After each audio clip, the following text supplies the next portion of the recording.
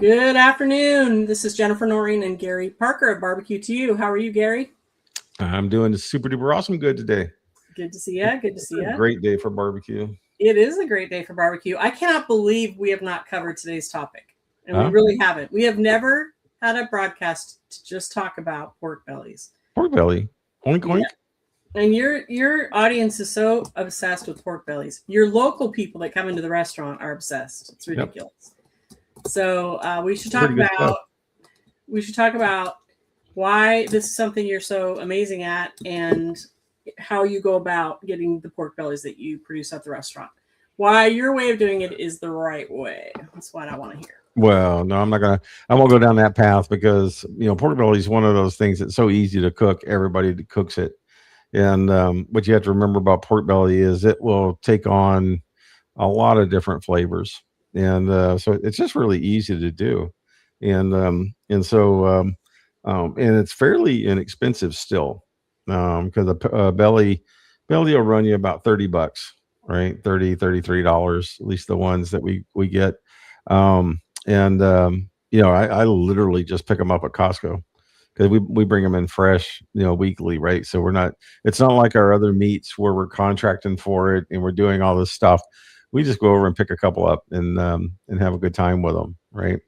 And the recipes, they're generally the same, but they migrate a little bit depending on who does them, But you want to get in the details. So a belly, right? If you ever go over to Costco Business, and sometimes in Costco, in your local neighborhood Costco's, they got these, like 2-foot slabs of pork belly, and they've got two kinds in there. One of which still has the skin on it, and the other one is skinless. Okay, and they're both wonderful products. The people who pick or when you pick a pork belly with skin, you're going to make crackles, right? Cracklings. And who hasn't ever seen deep fried pork belly skins and that kind of stuff, right? And they serve them like potato chips in some places. Then like I said, you can then you cook the meat, and that's what you're showing me a picture of right now. That's a pork belly cube, and so basically the way it works, it's like any other pork. It sits flat in the smoker for a while and really takes on some smoke, and then you look at it and you kind of go, well, that doesn't look like that picture, and I go, I know. Because this is where you get to have fun with pork belly. So I particularly choose these skinless ones when I buy it from Costco. We basically just take that thing and we cut it into cubes like you're seeing here, right? And so you just imagine that on a cutting board, and when you're all done, it just looks like raw bacon that you cut up, because it is, after all, pork belly, which is what you make bacon out of. And we throw these little cubes on the smoker. And we leave them on there for quite a while. They take on a lot of smoke, a lot of flavor. But the real fun is this glaze that you see on it. And because I always talk to you about every product has a render process, right? And so all these little smoked chunks of pork belly, they go into a pan. And oh man, I don't know if I should tell you my secrets or not. But there's maybe a little bit of honey, maybe, on these guys. As you go into the render process, there's it's really hard to tell you what the secret is because I don't know it myself anymore. The boys literally are doing different things with this all the time. I will typically at home when I make them. When I go into render, I'm going to smother them in oh god, I'm spacing out for a second. It's not a habanero sauce. It's a different sauce. Oh my goodness, I can't think of it. How embarrassing. So you take the cut and you cube it, then you put it in the smoker. Because I see a lot of online where they smoke it in large chunks and then chop it. You guys don't. I chop it before I go in, and it's the same reason I chop pulled pork before I go in. Right, more surface area, more flavor. Right. Okay. And so I cut that thing up raw, and then I throw the chunks on. And like I said, once they smoked, I put them in the pan, and I cover them with it's a habanero sauce that I have. Pretty sure it's a habanero sauce, and so that's kind of now you kind of got a flavor, a hot flavor in there. Mhm. There might be a little honey in that on top of it to get that hot sweet kind of thing. Mhm. But I'm trying to get those high sugars in the process. And you can see it in this picture when you look at the upper left one. You see how that's almost a perfect caramelization, right? Mhm. And that Mhm. caramelization is made up of the honey and the habanero sauce and these kinds of things, and so that's where your real flavor is at. Okay, and so So, yeah, so they have some kick. So they have some spice. they have some spice in it. The Yeah. other thing that is, so I kind of told you the flavoring. The other thing that goes in that pan is it goes into render. Drum roll, please. It is butter. Oh, okay. Butter. Each one of those pans has a couple pounds of butter that go in with it. Okay, so here's the deal. You got the butter in there. You've got the habanero sauce, and you've got honey, right, in this thing. Mhm. And you're gonna let all that render. And what's gonna happen when you render all that pork fat again, as we talked about before, will start to melt, and collagen will start to melt from the meat section, and that makes this, like these big chunks of fat that you see on this, really gooey, right, with a lot of flavor in them, right? And so yeah, uh, pork belly is not that complicated, and there's like a million different recipes that you can make pork belly with, and it's super fun to do, super fun to experiment.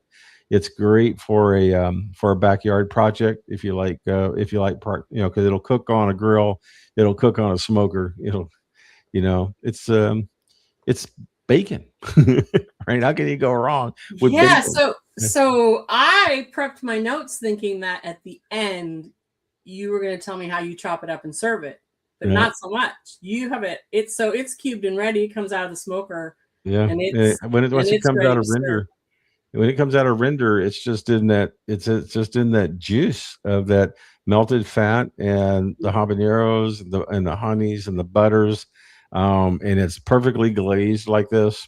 Mm-hmm. And particularly once you get it out of render and you pull the foil off the top of the pan and the air hits it for a little bit, that glaze hardens up a little bit. Mm-hmm. And 'cause remember, we always cook pork with steam, and um, how you flavor that steam is up to you. But I Mm-hmm. flavor it with butter, jalapeno, a habanero sauce, and honey. Right. So do I think you? I mean, obviously, a kind of a rich dish. So it's very do rich. people eat this as a meal? Do they eat it as a side dish or an hors d'oeuvre? I All mean, above, all the do people above. order pork belly sandwiches? No, I haven't ever seen that, although it'd be possible. Yeah. And to be honest, you have to have an acquired taste for pork belly. Mm-hmm. There are some folks that just they'll love the meaty pieces, but not the fat pieces. Okay. And so, but you can't, pork belly, you can't guarantee it. You're going to have a lot of fat because pork belly inherently is a big roll of fat, right? Yeah. Interlaced with some thin meat layers. And so, and you can really see it well in this picture because on the right, you see that little thin piece of meat on the top, and then the whole rest of that piece Mm-hmm. is fat, flavored fat. And Yeah. so if you're one of these people that really just love the fatty side of brisket or the fatty aspects of pork or any of these things become candy to you. Yeah. But Wow. but I've also had people that just really like meat lean, and they go, yeah, it's really not me, right? Yep. Yeah, it's pretty rich. But then there's a whole bunch of people out there that minus the sugar would love it for the fat and the meat, the whole Yeah, keto movement and all the things. yeah. So, that's a mixed deal. So okay, well, is there anything else you want to share about? Well, we should tell people it's Friday only. We've never put it on the daily menu. It's Friday only at BBQ2U. Do you guys run out of them like you run out of some of the other meats? Absolutely. We have had days. I mean, we make two slabs, all right, for the day. Mm-hmm. And each one of those is I'm trying to think real quick, maybe there, yeah, maybe 40 chunks, Mm-hmm. right? Give or take what, the slab. And so that's 80 pieces by the time you get done with this. And we've had people come in and buy all of it at once, right? That would make Herb very mad. Yeah. And Herb then, Lieberger, I think his name is. yeah, but most, the average is, it goes. We have our fans that want to come get it all the time, and so they'll come in and get a pound, or they'll come in and get four or five chunks, like what you're seeing right here, Mm-hmm. and it'll last through the day. Right, so it's a very popular item. It's the reason we love to make it. The guys love to serve it, and the real, the real, what I like to call the pork belly crowd, man, they're in there on Saturdays to get this thing. Yeah, Right. they're loyal for sure. I hear them all the time online, and they get mad when you guys run out before they get there. Yeah. So okay, so pork bellies, and we're gonna do next time we're gonna do burnt ends because we also have never done much on burnt ends. We've Burn done it ends, as we can part do of our those right training, now. but well, So I don't we have got, any pictures. I can pull it up if you want. yeah, Wanna we talk got about burnt we got 11 more minutes, and Well, I can pull up. Actually, I can pull up a picture. Hold on. yeah, because they're really simple too, and particularly for you brisket cookers out there. Um, you're going, when you're coming in and doing your trim outs, and you hit the that looks like pork belly again, but uh, yeah, Really? that looks like pork belly again. Yeah, that's a really good shot of pork belly though too, by the way. Oh, I was Uh, almost going to ask you if this was for sure pork belly. and So yeah, burnt ends are more crispy, right? the way I know that is because this picture doesn't have bark on it, and burnt ends are brisket, with a really, with a harder, little bit more Yeah, it's jerked, really hard to bark. distinguish for me. I mean, I'm looking at a whole bunch of burnt ends pictures trying to pick one to show, and they don't look that much different. So I'm just going to share what I have here, and you can tell me which one you want Cool. to use. Anyway, That's really funny. Hold on, look. Well, look at these pictures. Gary, they're not that much different. This looks exactly like what we have on the site for burnt ends. let's see. Do you guys do yours different? This looks more like your burnt end. Yeah, let me see that one. No, let me see the burnt end sandwich. That looks like BBQ2U burnt That end. looks like barbecue. Yeah. Even though that's not one of mine, it's pretty close. So basically, what goes on with to manufacture a burn ends are a natural byproduct of cooking brisket.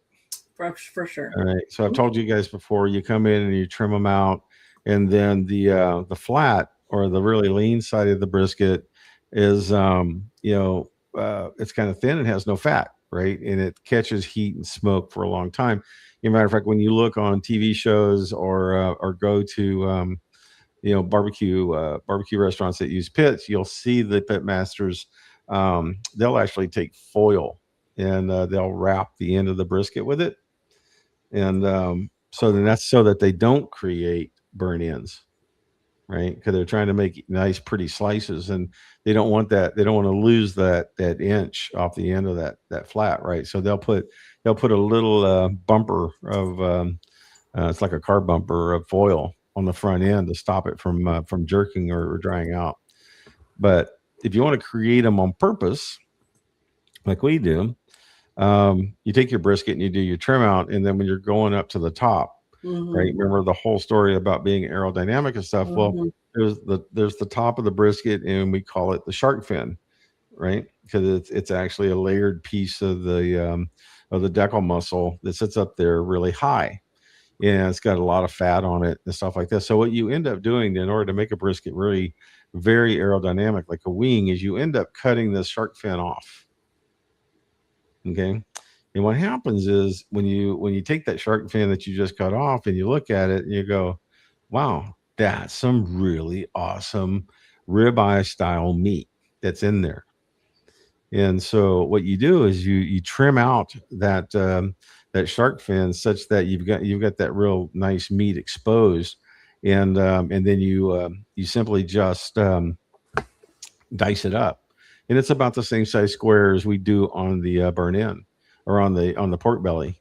So it's an inch and a half by inch and a half, something like that. And Okay, so then now you've got it all trimmed down, and and per shark fin, you may get four, maybe five, you know, pieces of meat that you can use for a burn in. So if you're going to make burn ins like I do, you're gonna go be going through a lot of different briskets, right, in order to get a tray full of this stuff. Yeah, so I've watched you do this before. So you trim out the fat and the things that nobody's going to eat. And you trim out meat that could be used for hamburger if you wanted it to. Yeah. Yeah, And then you that's also trim out what you're going to use for burn ends. Is there anything else? Those are the three, right? Those are the three. Yeah. And like I said, we sometimes we throw all those meats into and make hamburger for people. Other times, we cook it independently or this or that. But we try really hard never to throw anything away, right? Because that's just straight loss. And we already have a huge loss in making barbecue anyway. A lot of people don't understand that simple fact, right? Is any given brisket, by the time you do the process, you're losing 65% of the weight of that brisket in the cook process. And think about that, right? Because I buy brisket by the pound coming in the back door, right? And by the time I put it on the counter or up in the hot holding so you could sell it at the counter, it weighs 65% less than it did when it got there. You with me? I am, and I know. I mean, you don't have to convince me. What you do is so expensive. I mean, the meat you buy is expensive, and then what you do with the meat that you buy is the whole process minimizes it down to these. It's a delicacy, really. Down to a delicacy, exactly. It is a delicacy. Yeah. So we try not to throw anything away, right? And so when we're trimming out, and if there's perfectly good meat there with, there's options. There's hamburgers, there's burn ins and things, and or sausage, right? Those are the three things you use that meat for. And then so now you've got these nice, beautiful pieces of meat. You do the same process as you do a brisket. You salt and pepper them moderately. Some people go too high on it. Some people go too low. But you want a moderate salt pepper mix on there, just like you do your brisket before you put it on the pit. And they're going to cook much faster, obviously, than the brisket. So it only takes 3 or 4 hours to make, in the pit to make burn ends. And they'll get a deep smoke ring in them. They're pure meat. The bark is formed. We do the same thing. We render them for a bit, and then let them rest for a minute, and then you have a manufactured burn in. Yeah, and so you're really, I mean, you're paying for the expertise and the preparation and the delivery of this delicacy. Really, all that goes into it, and the smoker and the equipment, the wood that Gary flies in from Texas. There's a lot of detail in this that we've gone over in these videos. It's kind of mind-boggling. So that's kind of one of the reasons we started giving burn-ins every day now, because it just became too expensive not to. If that makes sense. And because you had them to prepare and you went ahead and prepared them. Is that what you mean? Yeah. And because the way that meat prices are just soaring right now just makes, in your protein business like I am, that's all I do is buy meat, right? Meat's the most expensive thing on the planet almost right now, per ounce. And it's just crazy, right? So it's just we can't be liberal like we used to be when we opened. We have to figure out a way to sell every ounce of that product, right? Yeah. And no, so I get it. Yeah. So that's what the boys work on is constantly finding ways to use everything. Even we'll throw stuff in the chili, little scraps after we cook it. We can throw it into chili to flavor chilies. We can make hamburger out of it, and feed the homeless. I mean, there's all kinds of things we do, right? But create barbecue sides like you talk about in that article you just published.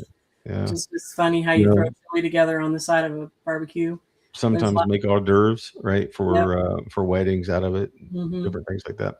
Yeah. So anyway, that's the burn-in story. It's really simple, just like the pork belly story, and it's really just something that we're manufacturing because it's popular and it's fun, and you can have all kinds of different recipes. You can try all kinds of different things with it. Watch YouTube is what I would tell you to do, and watch all these different guys cook this stuff, right? And it's really very forgiving because it's got so much fat in it that it's really forgiving. And yeah, you can have a great time and make really interesting things for your family. Yeah, no, I agree. It's a specialty meat for sure. Both of those meats are specialty meats.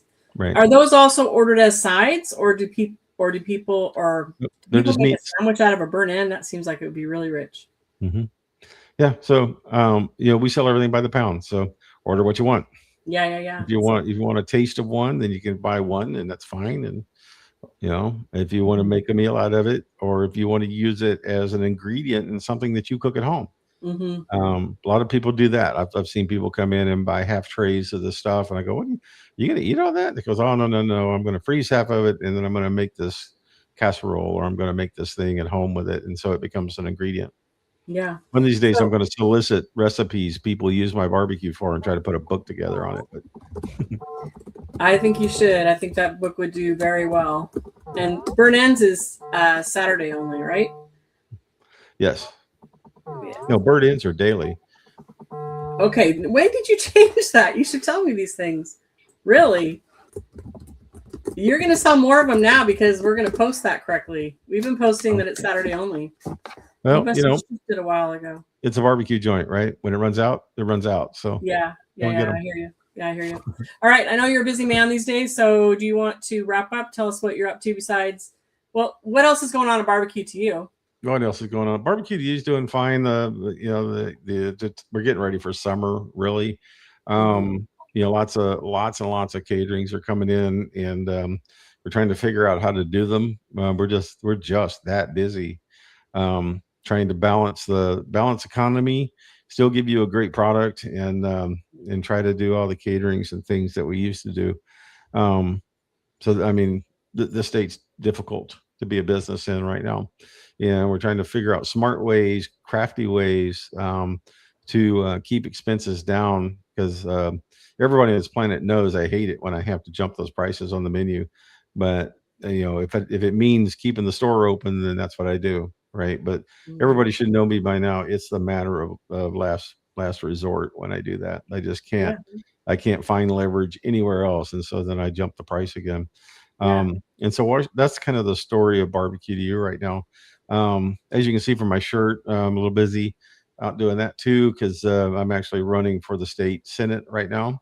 And so I spend my time split between the barbecue joint and running around, knocking on doors and giving speeches and this kind of stuff. And I'm not going to get political on you. I'm just saying that's what I'm out there doing. And so if you see me in town, wave at me and say hi.